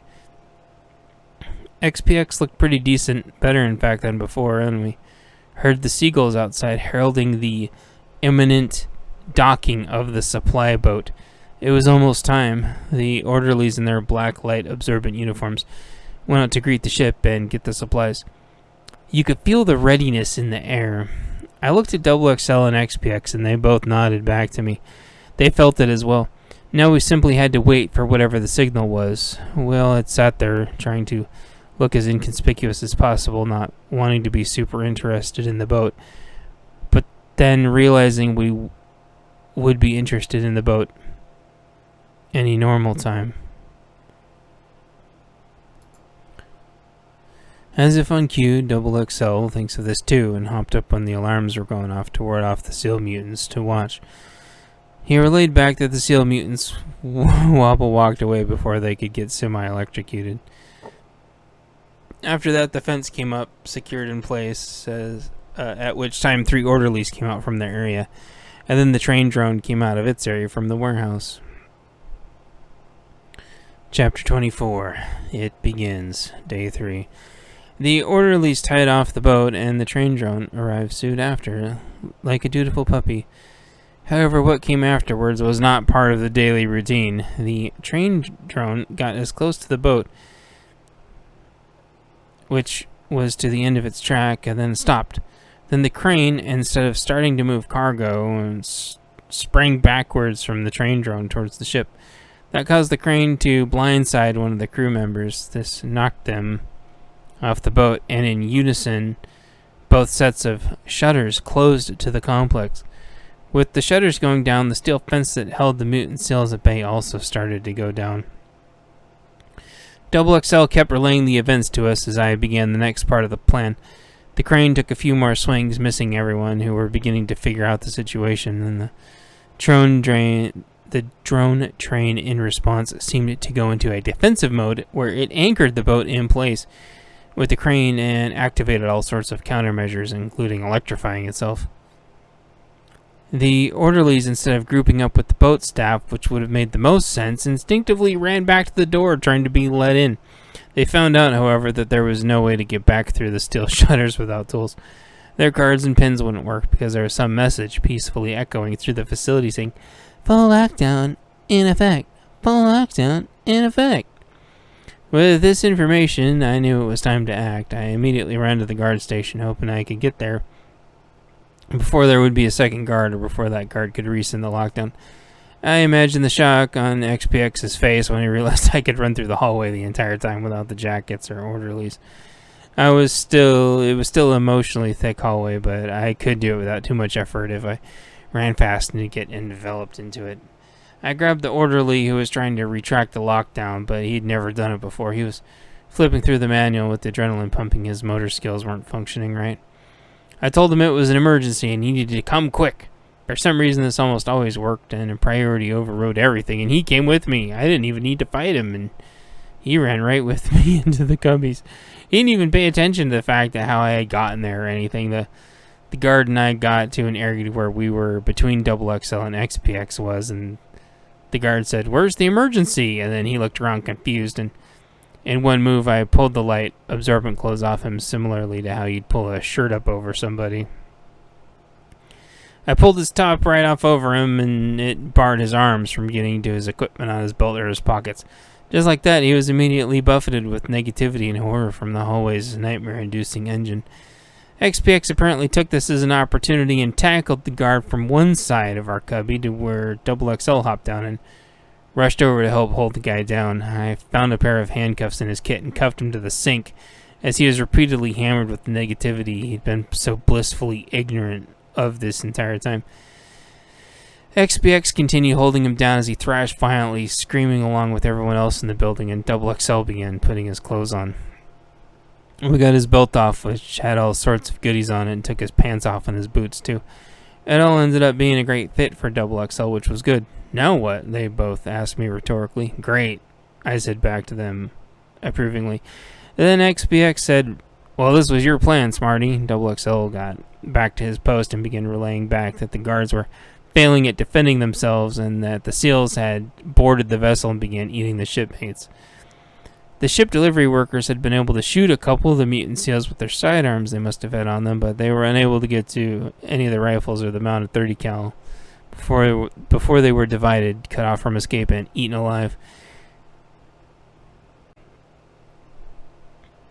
The men knocked overboard lasted no amount of time at all, as the SEALs were able to easily get him in the water. The guards had no firearms on them at all, lest the prisoners get the firearms from them. They had the collapsible batons, but those were only as good as entertaining the mutant SEALs, which surrounded the guards, and then had 3 more security guard snacks. There was a lot of erping and barking and screaming, but the screams didn't last very long, and then XXL hopped back down with an awkward look on his face. I could imagine that wasn't fun to see, but at the same time I didn't know exactly what to think or what to say. I didn't feel super bad because those people knew exactly what they were doing. Human trafficking and feeding people to SEAL mutants alive and the psychological torture. I refused to feel bad about the situation. We weren't done yet, though, and there was 1 security guard left, and hopefully X9X had figured that out. And who knows if there wasn't a contingent of backup troops on the way, and we probably didn't have a lot of time. I guess we would go see how X9X was doing. Chapter 25. The Plan Proceeds. Day 3. Me, able to deal with the negativity, and XPX seemingly be able to deal with it now, and XXL in his full black light observant suit. We were ready. All of us grabbed our belongings, and I texted X9X to let him know our side is done, and we were on our way out. I assumed he would know this, though, watching the security cameras, and we headed out. I had debated letting everybody else trapped there know the plan, but between the lockdown notice on loop blaring and everyone screaming, I wasn't sure if anyone was even aware or would understand, so I decided we would deal with it later. We ran by and they looked up confused but still screaming at us and at each other, and then curled back into their balls and hitting the ground and walls, and we went to the guard station. X9X was there with a slumped over security guard handcuffed around a service pipe with his belt off and now around X9X. X9X said, I was trying to help him get the darn lockdown lifted, and the taser accidentally got jammed in his neck and turned on and off repeatedly until he passed out. I don't know how it happened. Yeah, I don't know either, I responded and shrugged, and then I looked at all the security wires had been ripped out and none of the cameras were working anymore. I continued sarcastically but not accusingly, something's wrong with the cameras. X9X understanding my attempt at humor and responded without taking offense. Yep, let me turn on the security system outside. The klaxons turned on and the mutant SEALs walked away, slower at first due to all the food, and then hurried. And the gates on both sides came up. Now let me turn off the security on the train drone and recall it. And he did that and at the same time lifted the lockdown, and voila, the doors opened and the train drone returned. Everything reset. Back to normal. Then a crackle came through the radio. What's your status? We don't have visuals. We got lockdown emergency codes. Fire team inbound. ETA 15 minutes. Crap, I exclaimed, then continued. We have to move fast. XXL, work with X9X to gather up every single piece of intel you can, then get the doctors, as they are prisoners here too, and meet in the warehouse. Prepare to receive injured. XPX. You need to go to the auxiliary power station and turn its power to maximum. Meet back here.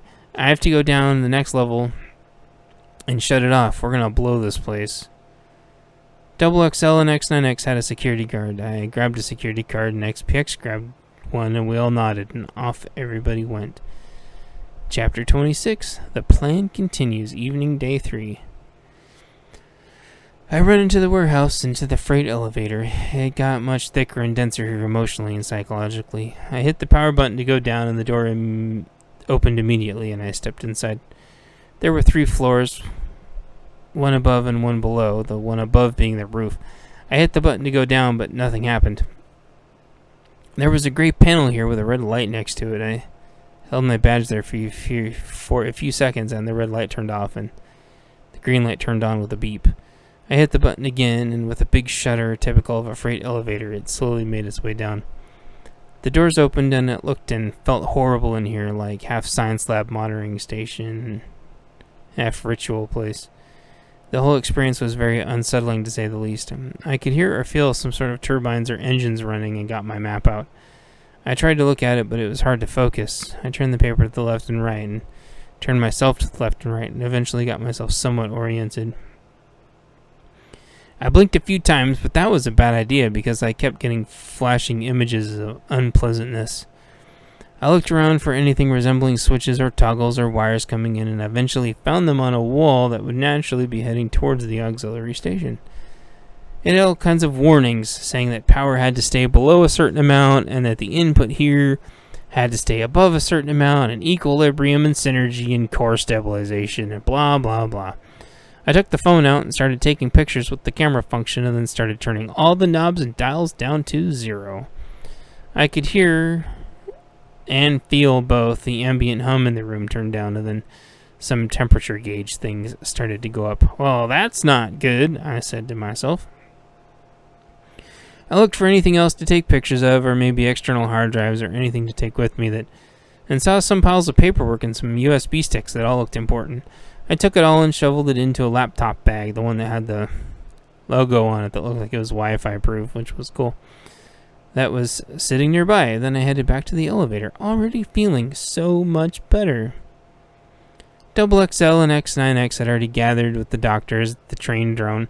I tossed X9X the laptop bag and said, "This stuff looked important," and ran off to go get the prisoners. I ran down the cubbies and told everyone it was safe to come out, and that they were already uncurling and feeling the weight of horror lifting off them. I said that we needed to go immediately because bad men were coming very soon, and we needed to go, and they needed to hurry. The doctors and their assistants came and helped me bring out the worst ones, and the rest helped each other get to the train. When we came back, X9X had the train prepped to go, and XXL had taken off his security suit and tucked it away in a sack with him for later study as to not alarm the now freed prisoners. XPX came running back into the warehouse from the side door saying, "She's ready to go," and X9X told the train drone to take us to the boat right away.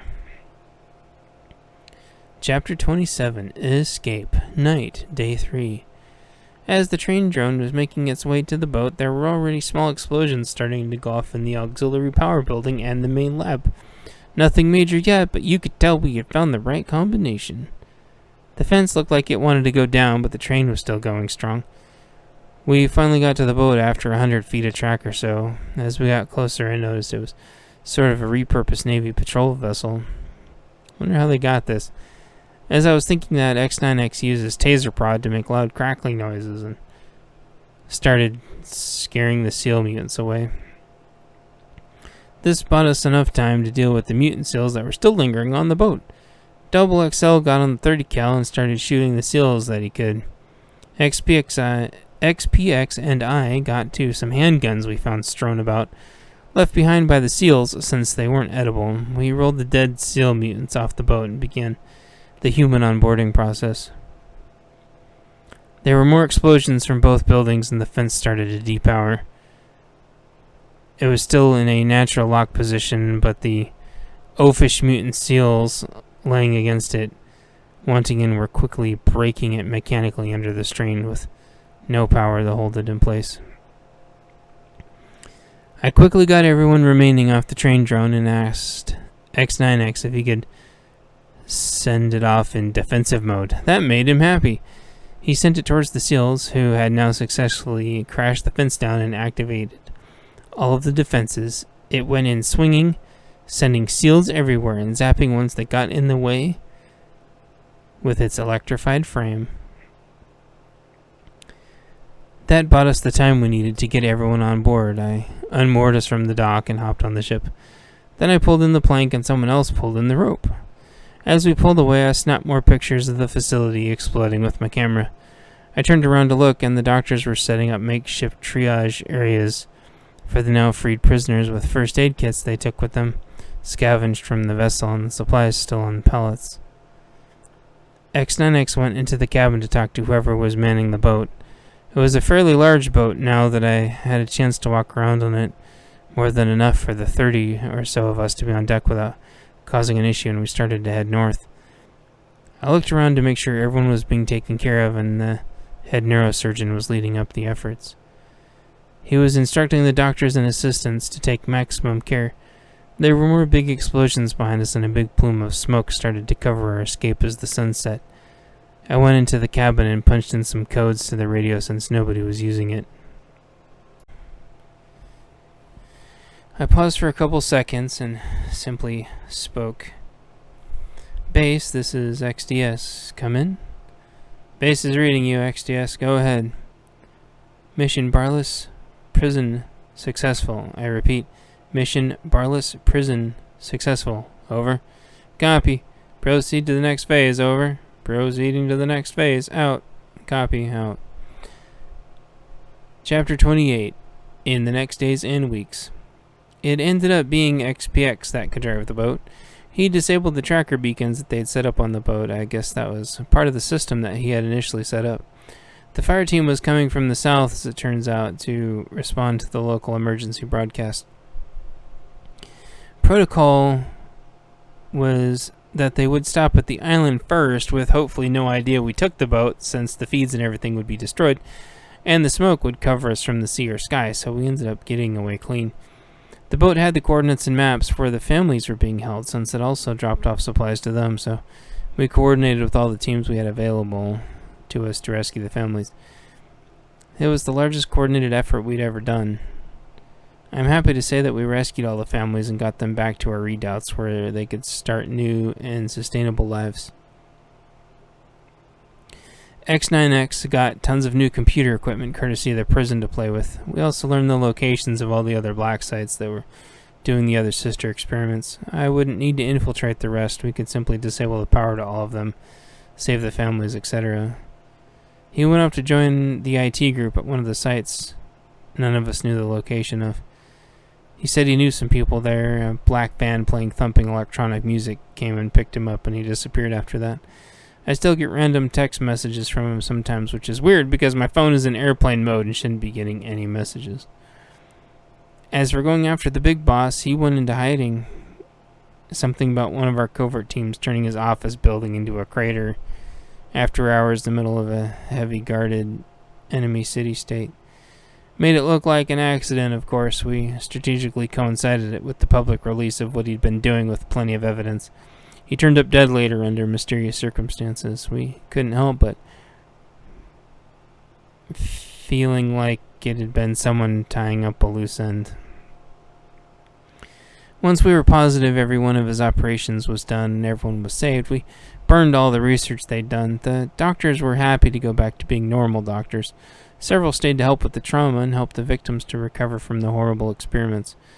XXL got reunited with his team. They were all safe and very happy to see him. I got to meet his team and they were very thankful. I got to meet his lady friend and she promised to take good care of him this time, and I reassured her that there shouldn't be any more squads coming to take people hostages for horrible experiments.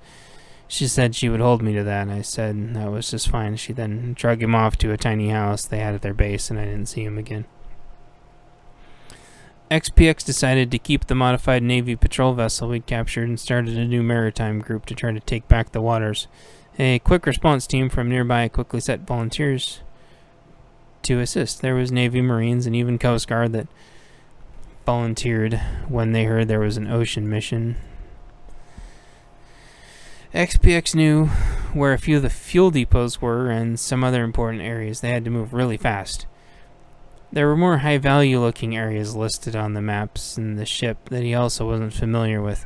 With the volunteer team, they struck back at the top priority targets before the other side really had time to register what was going on.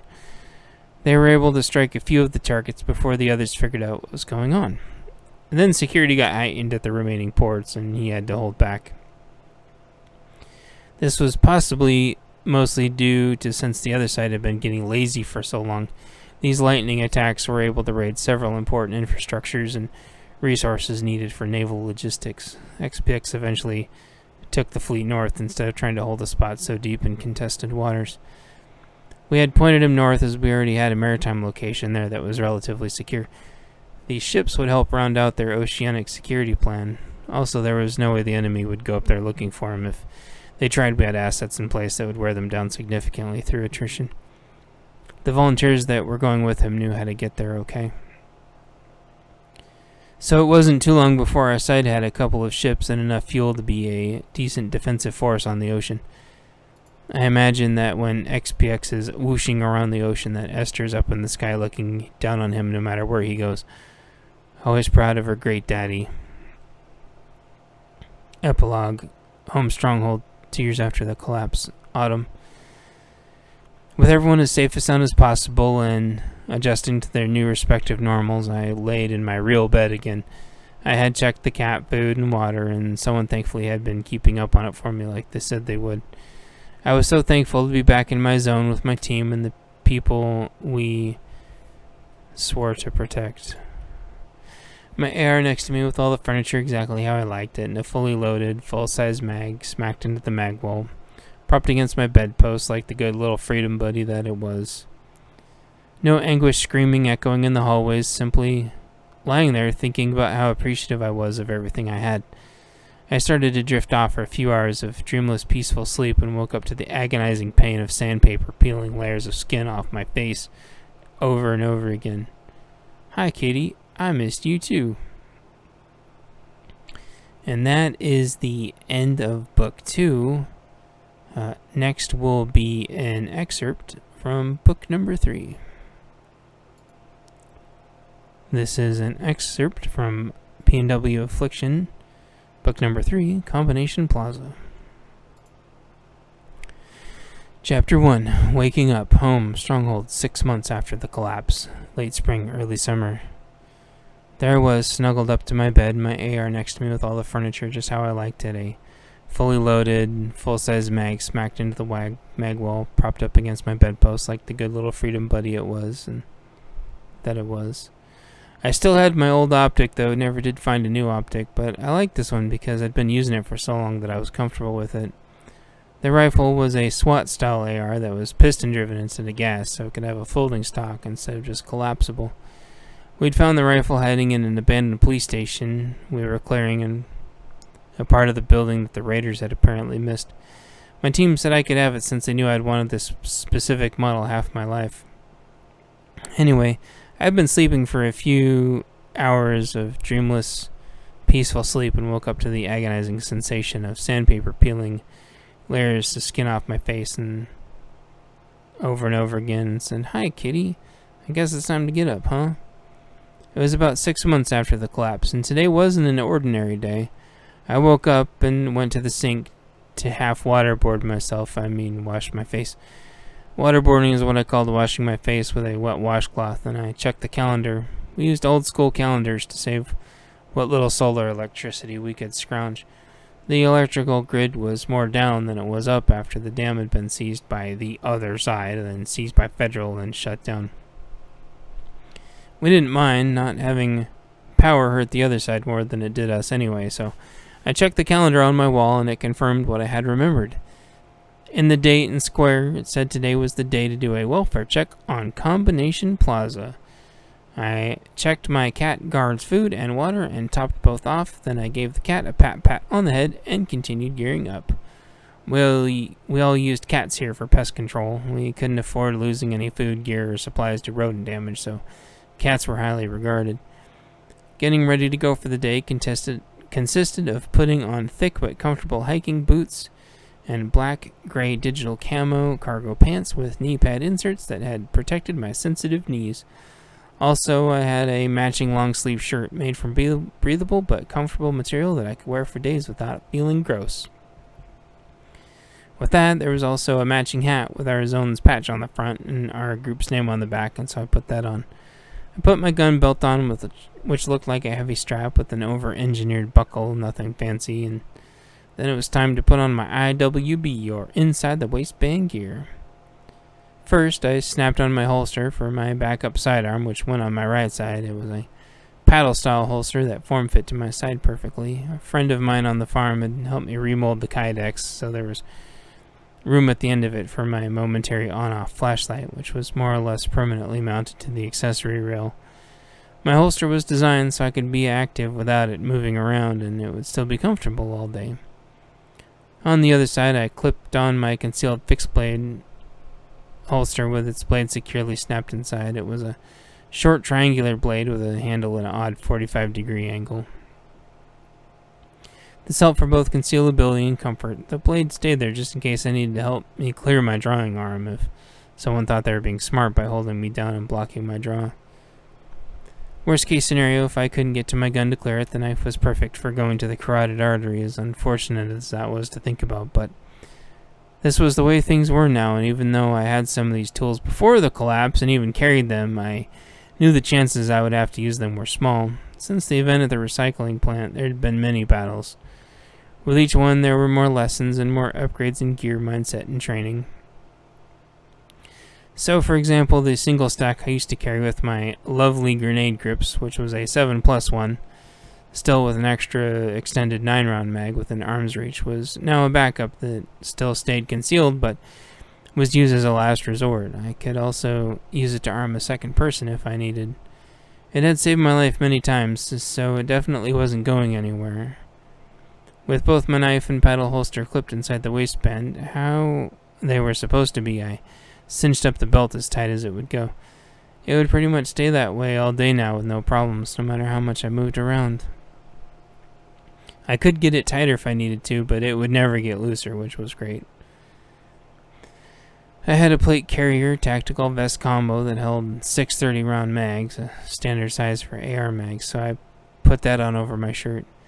I put my shoulder holster and an attached mag pouch on, which carried a full-size double-stacked 9mm with a 320 model number on the side. It had a round capacity of 17+1, which was a big upgrade, but had been crucial since the initial collapse happened. My carrier also had mag pouches in the side for extra pistol mags. I could carry a lot of ammo now, and comfortably. I bumped up to a double stack partially due to the increasing threat quantity, but also because I simply finally got my hands on one. Pre-collapse, I'd waited too long, being without money, and eventually the double stacks were all bought up by other people, so it took a long time to find this one, and now me and my 320 were inseparable. My friends had got it for me as a surprise, and so I was thankful. The plate inserts I used in the plate carrier were carbon nanotubes soft body armor panels that weighed slightly more than a t-shirt, but provided enough defensive capacity to stop anything short of a 50 caliber round. The ceramic plates I had in the carrier got passed on to the next person so they could be armored. That's how we did things around here. Traditional rounds like jacketed rounds and hollow points couldn't penetrate this armor at all, keeping in mind that all rifle rounds could typically defeat regular body armor due to the speed and overall pointiness. That being said, if a round was specifically designed to defeat armor, all it managed to do was damage the nanofibers of this armor a little bit. If damaged, these fibers each had memory and would seek to mate back with their originating fiber piece and essentially could repair themselves indefinitely. The only rounds the fibers couldn't handle were incendiary or tracer rounds due to the heat the ammo generated. Thankfully for my armor, those ammo types weren't in very wide circulation. I mean, people did have them, they just didn't use them every day, so the likelihood that I would get shot with them was slim to none. This was all keeping to mind, obviously, if you were taking a lot of hits, you were doing something wrong anyway. So I wore a piece of that armor in the front of my carrier and one in the back, and another one in the old laptop sleeve of my backpack that I wore with me everywhere. That gave me the extra protection in the back in case someone tried to snipe me there. Patting myself down, I checked to make sure my IFAK or personal first aid kit was there, and it was. I passed by my trusty flashlight and wallet and phone and keys, and everything seemed to be in order. Having completed the ready muscle memory check I'd done so many times before, then I kissed my kitty goodbye. As my cat looked at me as indifferently as ever, I slung my SWAT AR over my shoulder barrel down and resisted the urge to do a press check. I knew full well it had a round in the chamber and a full mag already, with safety clearly on as always. Then I exited my tiny home to see how my team was doing. My cat didn't try to rush outside, thankfully, but she never really did. Usually only poke her head out for a second. I guess she wanted a warm, lazy day in the house. That was fine with me. My wonderful cat must be used to the routine time-wise to wake me up, because about that time I started to hear a bugle playing First Call. I always absolutely loved waking up to that song in Boy Scouts at camp every summer, and this was no different.